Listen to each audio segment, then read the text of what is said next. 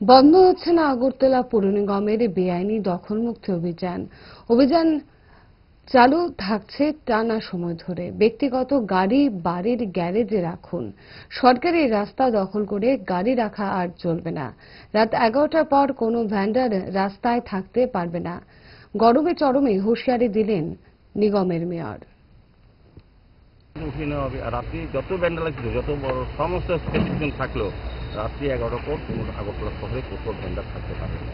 পরের দিন সকালে কাজে রাত্রি 11টার পর তুলে নিয়ে যে আমাদের টাস্কফোর্সটা কাজে সেক্ষেত্রে, এবং বিশেষ করে আমরা সবচেয়ে বেশি গুরুত্ব দিচ্ছি পাশাপাশি যে কভার ড্রেন, আমাদের যে নিকাশি ব্যবস্থার জন্য এত কোটি টাকা খরচ করে শহরবাসীকে জল যন্ত্রণা থেকে মুক্ত করার জন্য সরকারি কমিটমেন্টে যে কাজ করছে আমাদের স্মার্ট সিটি মিশন, নগর দপ্তর, প্রস্তুত আগরতলা পৌর নিগম, এখন সেগুলি বিভিন্নভাবে গাড়ির কিছু গাড়ির মালিকরা বেআইনিভাবে পার্কিংয়ের জায়গা করেছে, এখন গ্যারেজের জায়গা করেছে, এখানে বেআইনি পার্কিং করছে। বেআইনি পার্কিং জন্য আর্থ দপ্তর কাজ করছেন, ওরা চেষ্টা করছেন। তো আমরা যেটি কভার ড্রেনের উপর যে যারা রাখেন, বিশেষ করে পার্মানেন্ট গ্যারেজ হিসেবে তারা ব্যবহার করেন, তাদেরকে সরিয়ে নেওয়ার জন্য আমরা সরানোর জন্য অনুরোধ করেছিলাম, নির্দিষ্ট টাইম দিয়েছিলাম। এখনও আমরা অনুরোধ করবো আপনাদের মাধ্যমে, যাতে সরকারে পৌর নিগমের কাজে সবার সহযোগিতা করেন এবং গাড়িগুলি যাতে তারা নির্দিষ্ট জায়গায় সেখান থেকে সরিয়ে, ফুটপাতের উপর গাড়ি বা রাস্তার উপর গাড়ি কিংবা কভার ড্রেনের গাড়ি রাখা যাবেন, এদিকে আমাদের লাগাতার অভিযান চলবে।